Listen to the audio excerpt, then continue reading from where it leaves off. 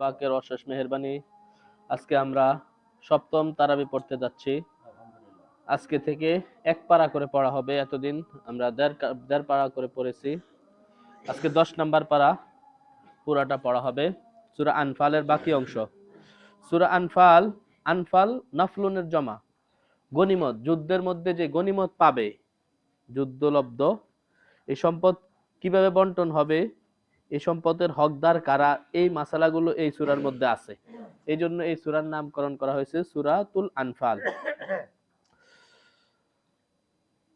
প্রথমেই আছে ওয়ালামু আন্নামা গনিমতুম মিন শাইইন ফাআন্না লিল্লাহি খুমুসাহু। তোমরা যে গনিমত পাবে যুদ্ধের ময়দানে, এর খুমুস অর্থাৎ 5 ভাগের 1 ভাগ আল্লাহ তাআলা এবং তার রাসূল পাবে। ওয়ালিযুল কুরবা ওয়াল ইয়াতামা ওয়াল মাসাকিন, যারা ইয়াতিম, মিসকিন, মুসাফির আছে তারা পাবে। সূরা আনফাল পুরাটাই পড়া হবে এবং সূরা তওবার পরবর্তীতে আছে সূরা তওবার 93 নম্বর আয়াত পর্যন্ত পড়া হবে। তো পরের পৃষ্ঠায় যুদ্ধের ময়দানে কিছু নিয়ম নীতি আল্লাহ তাআলা মুসলমান মুজাহিদদেরকে এই আয়াতগুলোর মধ্যে বলে দিয়েছেন। ওয়া আতিউল্লাহ ওয়া রাসূলাহু ওয়া লা তানাজাউ, যে যুদ্ধের ময়দানে তোমরা আল্লাহ এবং আল্লাহর রাসূলের আদেশগুলো ফলো করবে। ওয়ালা তানাজাউ, পরস্পর নিজেরা ঝগড়া করবে না। ফাতাফশালু, ফলে তোমরা নিজেরা ঝগড়া করে নিজেদের মধ্যে ভয় সৃষ্টি হবে। ওয়াতাযহাবা রিহুকুম, এবং তোমাদের যে শক্তি, ওয়াতাযহাবা রিহুকুম, তোমাদের যে শক্তি চলে যাবে। তো যুদ্ধের ময়দানে যখন তোমরা থাকবা, পরস্পরের মধ্যে ঝগড়া করবে না, আল্লাহ এবং আল্লাহর রাসূলের আনুগত্য করবে। ওয়াসবিরু, এবং সবর করবে। যুদ্ধের ময়দানে অনেক পরিস্থিতি আসতে পারে। যেমন হাদিসে আসছে সাহাবা একরাম একটা মাত্র খেজুর খেয়েছিলেন, খেজুর শেষ হয়ে গেছে, খেজুরের বিচি যেটা ছিল ওইটা ফেলে দেন নাই, ওইটাই চুষছেন, ওই বিচিটা চুষতেন। এরকম দিনের পর দিন না খেয়ে যুদ্ধ করছেন। এই যে পরিস্থিতিতে এসে অনেক পিছনে পড়ে গেছে, যুদ্ধের ময়দান থেকে পালায়ন করছে, কিন্তু আল্লাহ তাআলা বলছেন না, ওয়াসবিরু ইন্নাল্লাহা মা'আস সাবিরিন, আল্লাহ তাআলা ধৈর্যশীলদের সাথে আছেন। এরপরে 61 নম্বর আয়াত সূরা আনফালের আল্লাহ তাআলা মুমিনদেরকে বলতেছেন, ওয়াইদ্দু লাহুম মাসতাতা'তুম মিন কুওয়াতি ওয়া মির রিবাতিল খাইল, তোমরা তোমাদের সাধ্য অনুযায়ী শক্তি সামর্থ্য জোগাড় করে রাখো। মুমিনদেরকে কাফেরদের সাথে যে কোনো সময় যুদ্ধ লাগতেই পারে, স্বাভাবিক। তো আল্লাহ তাআলা বলছেন যে শুধু বড় বড় অট্টালিকা ঘর বাড়ি বানাইতেছো এগুলা না, যুদ্ধের জন্য তোমরা আগে থেকেই প্রস্তুতি নিয়ে রাখবে। যত ঘোড়া দরকার, আধুনিক জামানায় যত অস্ত্র আছে এগুলা তোমরা রেডি করে রাখবে। তুরহিবুনা বিহি আদুওয়াল্লাহি ওয়া আদুওয়াকুম, এগুলা দ্বারা কি হবে, তোমরা তোমাদের শত্রুদেরকে ভয় দেখাবে।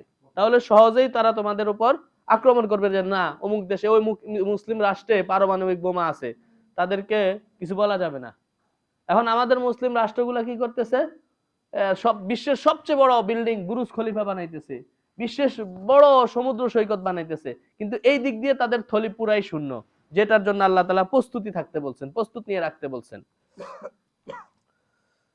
ওয়াখরিনা মিন দুনিকুম, এই সূরাকে, সূরা তওবা, সূরা আনফালকে কাফের মুশরিকরা, ইহুদি নাসারারা সবচেয়ে বেশি ভয় পায়। এজন্য তারা চায় যে কোরআন থেকে এই দুইটা সূরা যেন বাদ দিয়ে দেওয়া হয়। নাউজুবিল্লাহি মিন যালিক। কোরআনের একটা আয়াত, একটা শব্দ বাদ দেওয়ার ক্ষমতা কারো আছে? কিন্তু তারাই প্রস্তাব দেয় মুসলিম বিশ্বের নেতাদের কাছে যে এই দুইটা সূরা সহ আরো কিছু কিছু আয়াত বলে যে আগে এই দুই সূরার কথা বলে, যে সূরা আনফাল, সূরা তওবা কোরআন থেকে বাদ দিয়ে বাকিগুলা পড়েন। কোরআনের কোনো কিয়ামত পর্যন্ত কারো বাদ দেওয়ার ক্ষমতা নেই।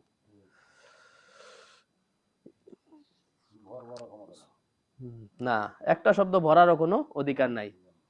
এরপরে সূরা তওবাও পড়া হবে। সূরা আনফালের পরে সূরা তওবা। কোরআন শরীফে 114টা সূরা আছে আমরা জানি, শুধুমাত্র সূরা তওবার আগে বিসমিল্লাহ নাই, আর সব সূরার আগে কি আছে? বিসমিল্লাহ আছে, এবং এটা পড়া সুন্নত। প্রত্যেক সূরা শুরু করার আগে বিসমিল্লাহ পড়া কি সুন্নত। শুধু সূরা তওবার আগে বিসমিল্লাহ নাই। কেন নাই? এটা নিয়ে অনেক মতভেদ আছে, মতামত আছে, যে বলছে এই সূরাটা হচ্ছে, এই সূরা তওবাটা নাজিল হয়েছে কাফেরদেরকে কিভাবে শাস্তি দেওয়া হবে, আযাব দেওয়া হবে এটার বর্ণনার জন্য, আর বিসমিল্লাহ হচ্ছে এটা রহমতের আয়াত। এজন্য এখানে যেহেতু এটা আযাবের সূরা কাফেরদের উপর, এজন্য এই সূরার শুরুতে বিসমিল্লাহ আনা হয় নাই। আবার কেউ কেউ বলছেন সূরা তওবা এবং সূরা আনফাল দুইটা একই সূরা, এই জন্য এই সূরার মাঝখানে বিসমিল্লাহ নাই। দেখবেন কোরআন শরীফের মাঝখানে এই যে বিসমিল্লাহ নাই, এই সূরার শুরুতে বিসমিল্লাহ নাই। এই সূরার 14 নম্বর 17 নম্বর আয়াত, সূরা তওবার 17 নম্বর আয়াতে বলেন আল্লাহ তাআলা, 14 না 17 18 নম্বর আয়াতে, ইন্নামা ইয়ামুরু মাসাজিদাল্লাহি মান আমানা বিল্লাহি ওয়াল ইয়াউমিল আখির। আল্লাহর ঘর আবাদ করবে, কমিটি হবে, আল্লাহর ঘরের দায়িত্ব নিবে এমন লোক যারা ঈমানদার, আখিরাতের উপর, আল্লাহর উপর ঈমান আছে, আকামুস সালাহ, এবং যারা নামাজ পড়ে।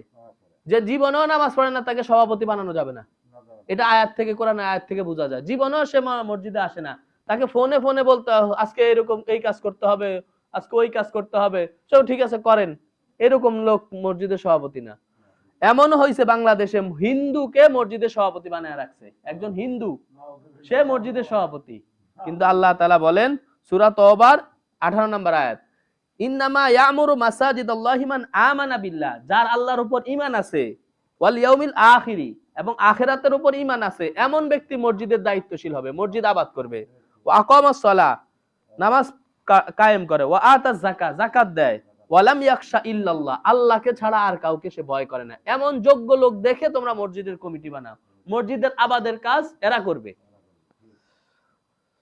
ফাআসা উলাইকা আন ইয়াকুনু মিনাল মুহতাদিন, এরাই হেদায়েত প্রাপ্ত হবে।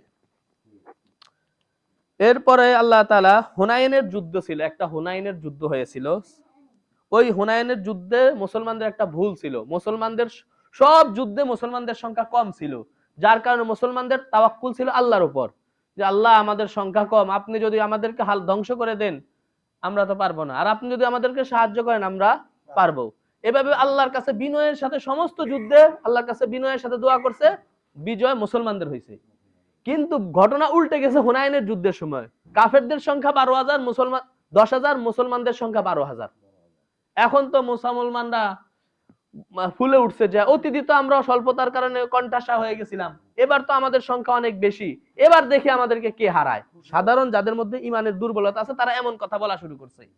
আল্লাহ তাআলা তো বলছেন যে অতীতেও আমি জিতাইছি, এখন আমি জিতাবো, সংখ্যাধিক্য তোমাদেরকে তো জিতাইতে পারবে না। এরপর আল্লাহ তাআলা বলছেন লাকাদ নাসারাকুমুল্লাহু ফি মাওয়াতিনা কাসীরা, আল্লাহ তাআলা অনেক স্থানে, উহুদে, বদরে, খন্দকে, সব যুদ্ধে আল্লাহ তাআলা তোমাদেরকে সাহায্য করছেন, এজন্যই তোমরা জিতছো, যদিও তোমাদের সৈন্য সংখ্যা, অস্ত্র কিছুই ছিল না। ওয়ায়াউমা হুনাইনিন, এবং হুনাইনের যুদ্ধেও আমি আল্লাহই তোমাদেরকে সাহায্য করেছি। ইয আজাবাতকুম কাসরাতুকুম, তোমাদের সংখ্যাধিক্য তোমাদেরকে গৌরবান্বিত করে তুলেছিল, যে আজকে তো আমরা সংখ্যায় অনেক বেশি, আজকে আমাদের সাথে কাফেররা পারবে না। কিন্তু প্রথমেই মুসলমানরা পরাজিত হওয়ার উপক্রম হয়ে গেছে, সব ভয়ে পলায় যাওয়ার উপক্রম হয়েছিল। ফালাম তুগনি আনকুম শাইআ, এই সংখ্যাধিক্য তোমাদের কোনো উপকার করতে পারে নাই। ওয়াদাকাত আলাইকুমুল আরদু বিমা রাহুবাত, জমিন তোমাদের জন্য প্রশস্ত, জমিন সংকীর্ণ হয়ে গেছে, ওই যে অহংকারের কারণে, যে আজকে তো সংখ্যা আমার কাছে অনেক বেশি, আমরা জিতবই। আল্লাহর উপর যে ভরসা, আল্লাহর কাছে যে কাকুতি মিনতি করে যুদ্ধের ময়দানে যাওয়ার যেই অনুভূতি ছিল, যেই অবস্থা ছিল, সেই অবস্থা হুনাইনের যুদ্ধে ছিল না। যার কারণে প্রথম পরিস্থিতিতে অনেকজন শহীদ হয়ে যান, মুসলমানরা ছিন্ন একেবারে এদিক দিক বেদিক ছুটাছুটি করা শুরু করছে, কাফেরদের আক্রমণ সহ্য করতে না পেরে। আল্লাহ তাআলা বলেন এরকম না, তোমরা সংখ্যা বেশি থাকলেও আল্লাহর উপর ভরসা করবা, সংখ্যা কম থাকলেও আল্লাহর উপরই ভরসা করবা, কারণ বিজয় দিব আমি আল্লাহ, এটা শিক্ষা দিলেন প্রথমে। তুম্মা ওয়াল্লাইতুম মুদবিরিন, তোমরা পৃষ্ঠ প্রদর্শন করে পালিয়ে যেতে লাগলে। পরবর্তীতে আল্লাহ তাআলা আবার সাহায্য করলেন, সবাইকে এক করে দিলেন।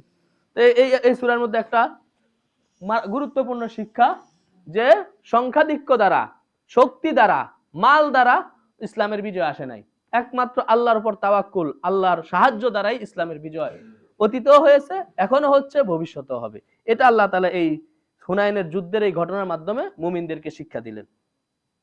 এরপরে সূরা তওবার 34 নম্বর আয়াতে আছে, ওয়াল্লাযীনা ইয়াকনিজুনা যাহাবা ওয়াল ফিদ্দাতা, যারা স্বর্ণ রূপা অর্থাৎ টাকা পয়সা এগুলা জমিয়ে রাখে, ওয়ালা ইউনফিকুনাহা ফি সাবিলিল্লাহ, আল্লাহর রাস্তায় এগুলাকে খরচ করে না, অর্থাৎ যাকাত দেয় না, দান সদকা করে না, শুধু সম্পদ কিভাবে জমানো যায় এই ফিকিরে থাকে, যাকাত দেয় না, সম্পদের যে হক সেটা আদায় করে না। আল্লাহ তাআলা বলেন ফাবাশশিরহুম বিআযাবিন আলীম, তাদেরকে আযাবের সুসংবাদ দিয়ে দাও। ইয়াউমা ইউহমা আলাইহা ফি নারি জাহান্নামা, এই তাদের সম্পদগুলো কাল কিয়ামতের মাঠে জাহান্নামের আগুনের মধ্যে গরম করা হবে।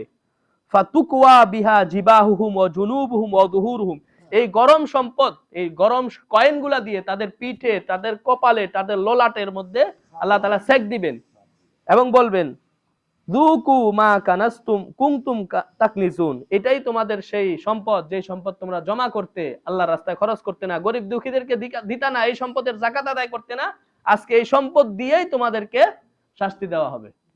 আল্লাহ তাআলা আমাদের সম্পদের হক যথাযথভাবে আদায় করার তৌফিক দান করুন। এরপরে গরে সৌর, যেখানে আল্লাহ রসুল হযরত আবু বকর রাদিয়াল্লাহু তাআলা আনহুকে নিয়ে 3 দিন আত্মগোপনে ছিলেন কাফেররা, যখন আল্লাহ রসুল মক্কা থেকে মদিনায় হিজরত করতেছিলেন, তখন ওই গারে সৌরের মধ্যে আল্লাহ রসুল 3 দিন গোপন লুকিয়ে ছিলেন, সাথে আবু বকর রাদিয়াল্লাহু তাআলা আনহু ছিলেন। সেই দিকে ইঙ্গিত করা হয়েছে আল্লাযী ইয ইয়াকুলু লিসাহিবিহি লা তাহজান, ওইখানে কাফেররা যখন একেবারে গুহার কাছাকাছি চলে আসছিল, তখন আবু বকর রাদিয়াল্লাহু তাআলা আনহু ভয় পেয়ে গেছেন। আর আল্লাহর রাসূল তখন বলছেন লা তাহজান, পেরেশান হয়ো না, ইন্নাল্লাহা মা'ানা, আল্লাহ আমাদের সাথে আছেন। আল্লাহ যেহেতু আমাদের সাথে আছেন, এই কাফেররা আমাদের কোনো ক্ষতি করতে পারবে না। এরপরে মুনাফিকদের কিছু আমল, বদ আখলাক এখানে তুলে ধরা হয়েছে। যুদ্ধের ময়দানে তারা আসতো, পিছনের থেকে পালায়া যেত, বিভিন্ন অজুহাত দেখিয়ে যুদ্ধের ময়দানে যাওয়ার আগে তারা যেত না। এই মুনাফিকদের অনেক স্বভাব আল্লাহ তাআলা এখানে তুলে ধরছেন। এরপরে 60 নম্বর আয়াতে যাকাত কারা পাবে, তাদের 8 শ্রেণীর লোক যাকাত পাবে। ইন্নামাস সাদাকাতু লিল ফুকারা, ফকির যারা, ওয়াল মাসাকিন, মিসকিন, ওয়াল আমিলিনা আলাইহা, যারা যাকাতের টাকা উসুল করে বাড়ি বাড়ি গিয়ে, ওয়াল মুআল্লাফাতি কুলুবুহুম, কাফের যারা ইসলামের দিকে তাদের মন একটু আকৃষ্ট করার জন্য এদেরকেও, ওয়াফির রিকাব, দাস আজাদ করার ক্ষেত্রে, ওয়াল গারিমিনা ফি, যারা মুসাফির আছে তাদেরকে, ঋণগ্রস্ত লোকদেরকে যাকাত দেওয়া যাবে। ওয়াফি সাবিলিল্লাহ, যারা আল্লাহর রাস্তায় মুজাহিদ তাদেরকে যাকাত দেওয়া যাবে। ওয়াবনিস সাবিল, যার বাড়িতে টাকা পয়সা অনেক আছে কিন্তু এখন মুসাফির, টাকা পয়সা নাই, খরচ করার মতো অর্থ নাই, তাকেও যাকাত দেওয়া যাবে। এই 8 শ্রেণীর লোকের যাকাতের হকদার এই আলোচনাও আজকে পড়া হবে।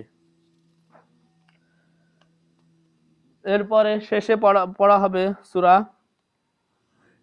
তওবারই 59 নম্বর আয়াতে। মুনাফিকরা কি করত? দান করত না। কেউ যদি, কোনো মুমিন যদি দান করত, তাকে বলতো লোক দেখানোর জন্য দান করে। বেশি টাকা যদি কেউ দান করতো, বলতো লোক দেখানোর জন্য দান করতেছে, নিজে তো দিতই না, কেউ দিলেও এরকম বলতো। আবার যে অল্প দান করত মুমিন, বলছে এত অল্প দিয়ে কি হবে, এত অল্প টাকা আল্লাহর দরকার নাই। আল্লাহ তাআলা বলছেন যে না, এরা এদের সাধ্য অনুযায়ী যতটুকু দিতেছে এটাই আমি আল্লাহর দরবারে কবুল।